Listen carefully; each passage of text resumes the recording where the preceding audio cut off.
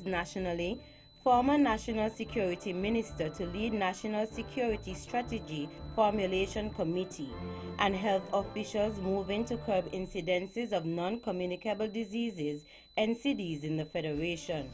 Regionally, importation of styrofoam into Grenada is now illegal. Internationally, India court legalizes guest sex in landmark ruling. And in sports, Trinbago Knight Riders defeat Amazon Warriors by 67 runs in CPL. We'll have the details to these and other stories after this message.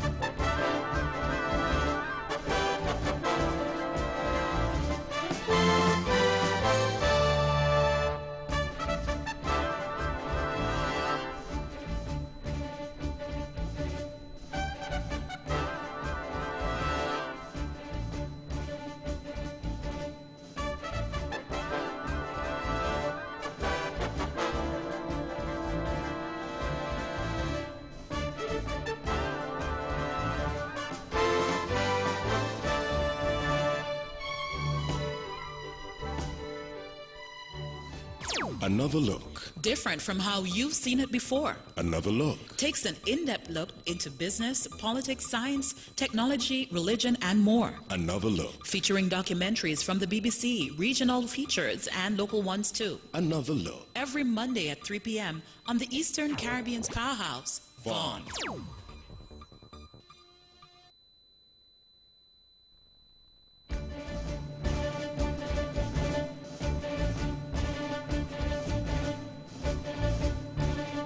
Welcome back, and now the national news in detail. Former Minister of National Security, Mr. Dwyer Astaphan, will lead a committee which has been established to address the future of national security in St. Kitts and Nevis. On Wednesday, 5th September, Attorney General Honorable Vincent Byron announced the formation and approval of a National Security Strategy Formulation Committee. The committee will devise a national security strategy policy which will determine methods to be used and how resources are allocated when it comes to addressing crime. The other members include retired Assistant Commissioner of Police Joseph Liebert, Governor of the Eastern Caribbean Central Bank Timothy Antwine, Drug Prevention Officer Nurish Nital, Acting Director of Youth Empowerment Pierre Liebert, Pastor Lincoln Hazel, Errol Wilkinson, Michelle Delacoudre Blake, and Donald Cable. The committee will have until the end of December to submit a report on what they've accomplished. Permanent Secretary in the Ministry of National Security, Osmond Petty, said the formation of this committee is only part of the national security architectural framework.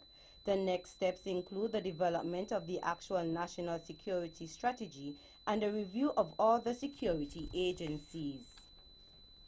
The Ministry of Health is currently developing a new non-communicable diseases NDCs action plan to help combat the prevalence of NCDs in the Federation. Chief Medical Officer CMO Dr. Hazel Laws says the plan is currently being edited and then will go before the Cabinet for approval. This new action plan is going to provide us the roadmap to guide our activities and interventions as we move forward. It's from 2018 to 2022. All right, and so it's a number of interventions that's going to help to decrease the burden to which you just spoke. Chief Medical Officer, one such policy is that the ministry is presently working on is its tobacco policy. There is a World Health Organization Framework Convention on Tobacco Control, and it's really an international treaty to which the Federation has signed on to. And part of our obligation as a federation is really to develop a tobacco policy, which speaks to some of the things that you just referred to. Are we going to allow tobacco smoking in open spaces? So we need to look at that.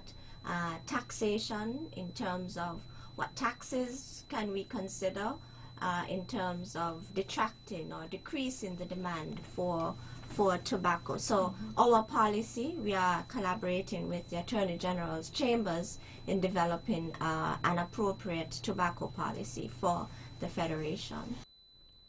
Chief Medical Officer, CMO, here in St. Kitts and Nevis, Dr. Hazel Laws.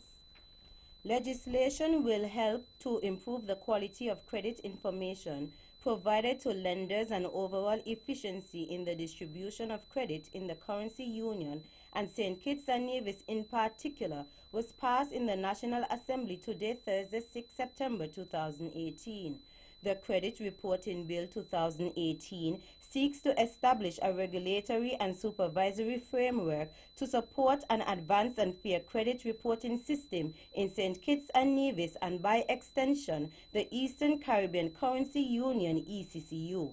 The bill, tabled by Prime Minister and Minister of Finance, Dr. the Honorable Timothy Harris, had its first reading in the National Assembly on March 28, 2018.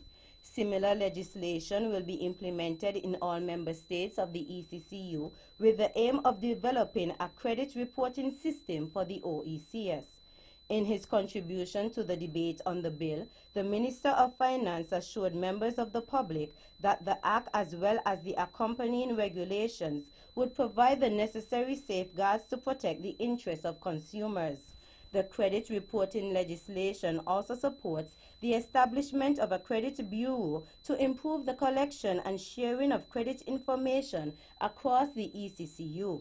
The Credit Bureau would be responsible for collecting information from creditors, other relevant credit information sources, and available public sources, such as the Court of Justice, on a borrower's credit history. The Honorable Ian Patches Liburd has debunked the St. Kitts Nevis Labour Party for its attempt to tarnish the minister's name by spreading an article on its official Facebook page with the headline, "Minister Liburd's gun found at the crime scene of his son Mikhail." Mikhail Liburd was gunned down on Monday, August 27, at about 10:15 p.m. in Pine Garden, St. Kitts, and was the Federation's 20th murder victim. The article in question states, and I quote, "Police posted on their website that they had recovered a gun at the place where Mikhail's body was discovered. Police were apparently instructed to remove the information from their website. The allegation is that the weapon found at the scene was a licensed weapon belonging to a certain minister," end of quote. During a sitting of the National Assembly on Thursday, September 6, Minister Liburd blasted the opposition for its attempt to defame his character. It is sad that the political party of those on the opposition benches have used the unfortunate and tragic loss of my son to propagate falsehood by maliciously spreading an untrue statement on social media. But, Mr. Speaker, this cock and bull story being peddled on the St. Kitts Nevis Labour Party Facebook page is a blatant lie. But what else can we expect from a party that is led by a stranger to the truth for nigh 30 years? Minister Liburd said he never owned a gun and questioned the sincerity of calls from the opposition to have joint discussions to address the crime situation. May I, for the record, here and now state categorically that I, Ian Patches MacDonald Liburd, have never owned a gun. I can only conclude that the actions of those opposite are abominable. So how can we, in good conscience, how can we sit with the opposition? How can we come together to fight the scourge of crime in this country when the St. Kitts Nevis Labour Party and its leadership perpetually promotes this political tribalism? The Honorable Ian Patches Liburd. Premier of Nevis, the Honorable Mark Brantley, has announced that temporary classrooms are being added to the Ivor Walters Primary School, IWPS. However, members of the public have voiced their opinions and said that the project should have been completed before the official start of the school year. While providing some insight on upgrades of schools, he asked for the public's patience. The Ivor Walters Primary, we are adding some temporary classrooms there. I'm told that the foundation is almost 75% complete, and we're adding new bathrooms as well at the Ivor Walters Primary School. We're asking parents, teachers, staff to be patient with us. I know a lot of times the government gets some licks because people say, why you leave things so late? Well, the answer is simple, money. It is not indicative of any poor planning. Oftentimes the plans are there, but we can only move when we see the way. Premier of Nevis, the Honorable Mark Brantley. Receipts derived from ticket sales gate receipts for the Culturama 44 activities total some $210,079, an increase of 18% over the previous year. This was disclosed by Minister of Culture here on Nevis, Honorable Eric Evelyn, while reporting on the Summer Cultural Festival at a press conference at the Cultural Village today, September 6, 2018. According to Minister Evelyn, receipts from Calypso-related activities total $31,648. Miss Culture Show $21,180. Soca Monarch Shows semifinals $21,360. Miss Swimwear and Mr. Cool $27,170. Talented Youth $22,070, and the Wet Fete $85,650. He said revenue from rentals and vending activities totaled $36,800, a decline of $3,425 over collections for 2017, representing a 9% decrease. However, there was an increase in the revenue collected for booths at the Cultural Village, which was attributed to an increase in rental that was implemented by the Nevis Island Administration, NIA, earlier this year through the Ministry of Culture.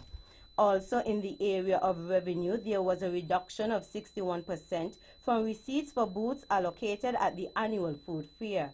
The $8,425 decline was attributed to a small number of booths allowed as a control mechanism implemented to reduce the number of booths at the event.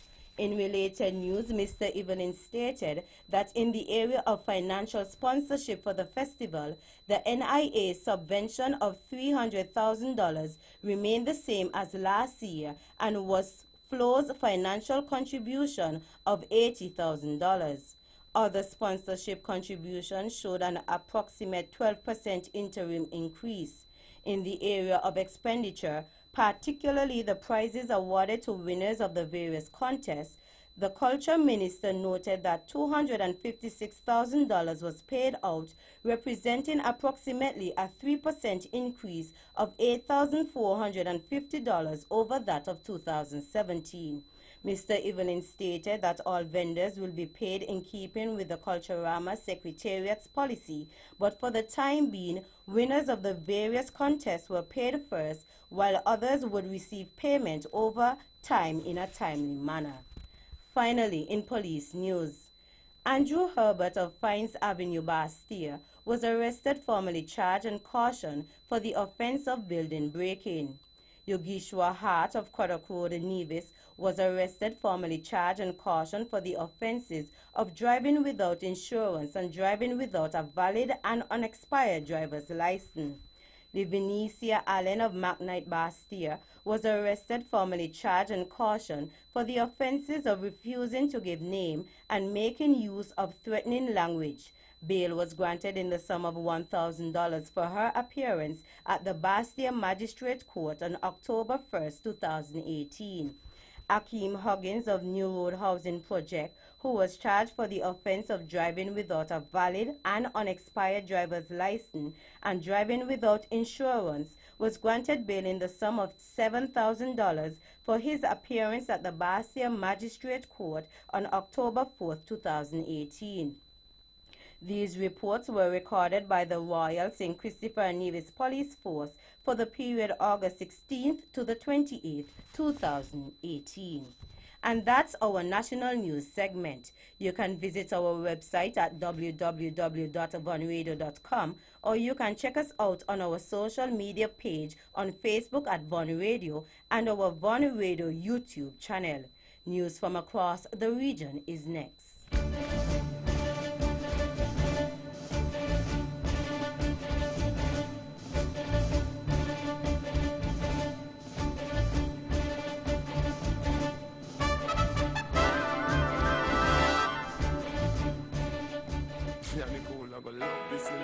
This summer, the Bank of Nevis Limited offers you sizzling hot vacation loans.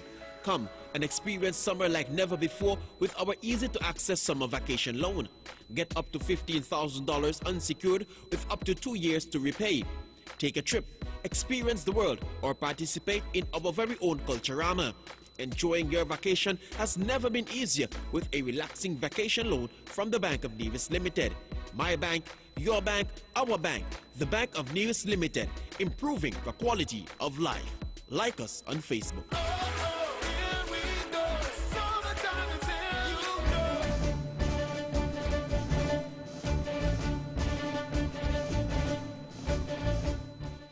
Welcome back, and now the regional news in detail. In Grenada, styrofoam can no longer be imported into the spice aisle. From September 1st, a ban on importation took effect.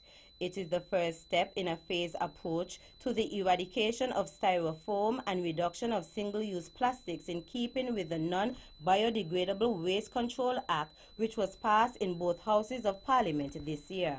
The second phase will be a ban on the sale of styrofoam effective March 1st, 2019, and by the start of the following month, the sale and offer for sale of goods in or with these products will be prohibited. Ultimately, there should be no styrofoam across Grenada, Carriacou, and Petite Martinique, the government said. Minister of Climate Resilience and the Environment, Senator Simon Stiell, said the ban was not instituted arbitrarily, but in consultation with importers and other stakeholders. The legislation also places a ban on single-use handled shopping bags. The importation ban on these bags will come into effect on February 1st, 2019, and by February 1st, 2020, no more of those bags should be available in Grenada. News from Trinidad. The country's Public Administration Minister, Marlene McDonald, says that workers could be fined $500 and jailed for 3 months if they stay away from work as part of planned industrial action by local unions on Friday, protesting the recent announcement of the state-owned oil refinery Petrotrain with the loss of some 3,500 jobs. McDonald's threat has been echoed by several other cabinet ministers, including Education Minister Anthony Garcia, Attorney General Faris Alwari, and Energy Minister Franklin Khan, as they apparently attempt to intimidate workers.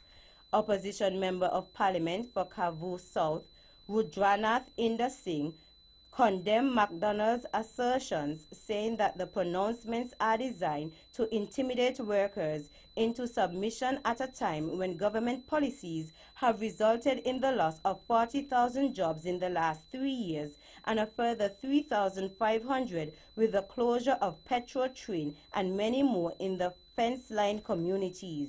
Inder Singh, former Minister of State in the Ministries of Labor and Finance, said that the Rowley-led administration seems to be heading in the direction of Venezuela's Nicolas Maduro's style of leadership. Following the recent evacuation by the U.S. government of 23 Peace Corps volunteers from St. Vincent and the Grenadines at a short notice due to a specific safety reason, Prime Minister Dr. Ralph Gonsalves have denied allegations that their safety was threatened by what is said to be a modern-day equivalent of Eric Gary's infamous paramilitary Mongoose Gang in neighboring Grenada. The Mongoose Gang was responsible for silencing critics.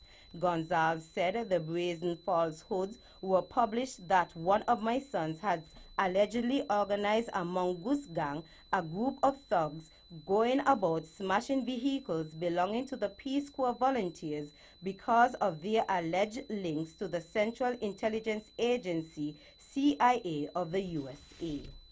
Finally, while all eyes are on the unpredictable Hurricane Florence, forecasters have indicated that another system is developing in the Atlantic and could become a tropical depression within the next few days. The broad area of low pressure, which is centered a couple of 100 miles south-southwest of the Cabo Verde Islands, is gradually becoming better organized, and the National Hurricane Center, NHC, says it has a high chance, 70% to be exact, of formation over the next 2 days. The chances increase to 90% over a 5-day period. Environmental conditions are forecast to be conducive for additional development, and a tropical depression is expected to form during the next couple of days while the system moves west-northwestward across the tropical Atlantic Ocean, the NHC said today. It also says a tropical wave is forecast to move over the west coast of Africa in a few days. Some development of that system is possible over the weekend while the wave moves westward over the far eastern tropical Atlantic Ocean. That's it for our regional stories. Stay with us for news around the world.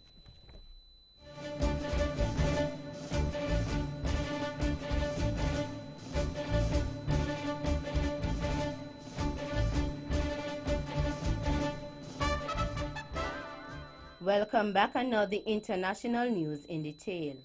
In a historic decision, India's Supreme Court has ruled that gay sex is no longer a criminal offense.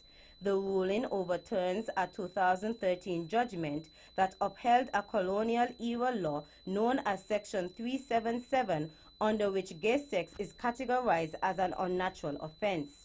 The court has now ruled discrimination on the basis of sexual orientation is a fundamental violation of rights. Although public opinion in India's biggest cities has been in favor of scrapping the law, there remains strong opposition among religious groups and in conservative rural communities. Here is more in this report. 5-judge Indian Supreme Court bench was unanimous in its decision to end the legislation that categorized gay sex as an unnatural offense. Throwing out the law, the Chief Justice said the legislation had become a weapon for harassment for the LGBT community in India. Campaigners outside the court waiting for the ruling began cheering as the verdict was made public, with some even breaking into tears. They say the ruling is a landmark for gay rights in India. Judges were re-examining a Supreme Court ruling from 2013 which upheld the earlier law. A military court in South Sudan has sentenced 10 soldiers to jail terms ranging from 7 years to life for a rampage in which a journalist was killed and foreign aid workers raped. The court also ordered South Sudan's government to pay each rape survivor $4,000 in compensation. The crimes were committed during an attack in the Terrain Hotel in the capital of Juba in 2016. On the 11th of July 2016, as rival soldiers clashed in Juba, some troops stormed the compound of the Terrain Hotel and gang-raped at least 5 aid workers and shot dead a local journalist. Today, the court ordered the government of South Sudan to pay compensation to each rape victim, to the family of the murdered journalist, and to the owner of Terrain Hotel for the destruction and looting of the property. The trial has been seen as a major test of South Sudan's will to deal with impunity and abuses carried out by its armed forces. A U.S. woman who said she was tricked by a fake internet suitor into smuggling drugs into Australia has been jailed. 51-year-old Denise Marie Woodrum was arrested at Sydney Airport last year after border officials found cocaine stuffed inside high heels and other belongings in her luggage. In January, she pleaded guilty to the illegal import but told the court she was a victim of an online romance scam. A judge found she had willingly participated in the operation. Earlier today, the New South Wales District Court sentenced Woodrum from Missouri to a maximum of 7.5 years in jail. Finally, The authorities in Iraq have declared a curfew across the southern city of Basra as anti-government protests have turned deadly in the past few days. Earlier, demonstrators succeeded in closing down operations at a port. Sebastian Usher gives us more. Through another blisteringly hot summer in southern Iraq, thousands have been holding protest against lack of drinking water, electricity and jobs, as well as endemic corruption. The protests have ebbed and flowed, but in the past few days, clashes with security forces have turned deadly. Demonstrators have targeted government buildings. Now they've managed to close down operations at a key port through which many of the country's basic food supplies are delivered. There are also reports that protesters have blocked a bridge for transport to and from Iraq's third biggest oil field in a new effort to exert real pressure on the authorities. That brings us to the end of our news segments. The latest in sports is next.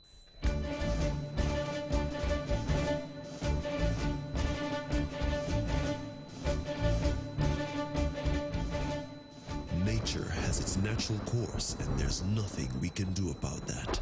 Right? Well, you're wrong. Let TDC Insurance help you when nature strikes by rebuilding your damaged property and getting you back on your feet in no time.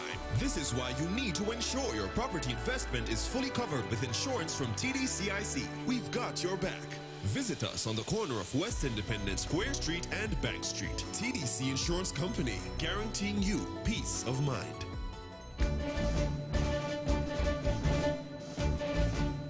Welcome back, and now the sports in detail. In CPL cricket, Trinbago Knight Riders were indebted to more runs from the Hero Caribbean Premiers League CPL, Mr. Colin Munro, in a thumping 67-run victory over fellow playoff qualifiers Guyana Amazon Warriors at Queen's Park Oval in Port of Spain, Trinidad on Wednesday evening, September 5th. It was an impressive win and takes the Knight Riders back to the top of the Hero CPL rankings with just 3 group stage games remaining. Scores were as follows: Trinbago Knight Riders 170 for 7, Munro 90, Ramdin 39, Sohail Tanvir 3 for 27, Shepherd 3 for 29 beat Guyana Amazon Warriors 103, Primus 36 not out, Ali Khan 3 for 22, Fawad Ahmed 2 for 20, Pierre 2 for 21, DJ Bravo 2 for 22 by 67 runs. The next games are slated for Friday, September 7th at 8 p.m. in Queen's Park Oval in Trinidad, and will see the Trinbago Knight Riders versus Barbados Tridents, and on Saturday evening, September 8th, which will see the Guyana Amazon Warriors versus the Jamaica Tallawahs. That game will commence at 8 at Providence Stadium, Guyana. In tennis, Novak Djokovic reached the U.S. Open semi-finals after continuing his flawless record in the last 8 with a victory over Roger Federer's conqueror, John Millman. The 31-year-old earned a 6-3, 6-4, 6-4 victory over the Australian world number 55. The Serb, twice champion at Flushing Meadows, has now won all 11 of his quarter-final matches in New York.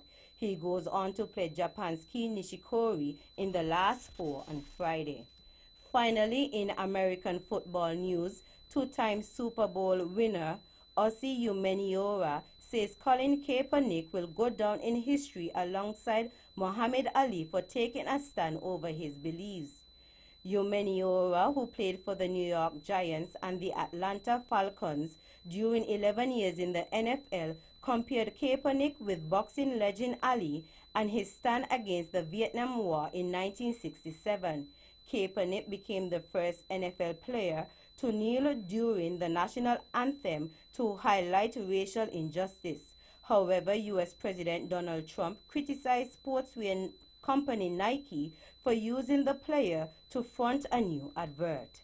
That's it for the sports segment. The general weather forecast is next. Come back and now the local weather forecast for St. Kitts and Nevis. Weak unstable conditions are affecting the Leeward Islands and British Virgin Islands. However, low moisture levels will restrict significant shower activity. Weather tonight, partly cloudy with a 30% or low chance of showers. Weather tomorrow, partly sunny with a 30% or low chance of showers. Winds east at 15 to 28 kilometers per hour or 8 to 15 knots. Seas are moderate with significant wave heights 1.5 meters or 5 feet. Sunrise tomorrow is at 5:58 a.m. And that's how we wrap up the major news package for today, Thursday, 6 September 2018. Before we go, let's take a look at the headlines once again.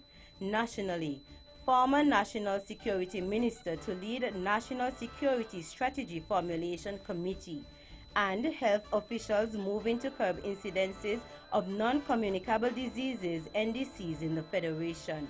Regionally, importation of styrofoam into Grenada is now illegal. Internationally, India court legalizes gay sex in landmark ruling. And in sports, Trinbago Knight Riders defeat Amazon Warriors by 67 runs. On behalf of the rest of the news team, I am Tammy Reed, wishing you a pleasant evening.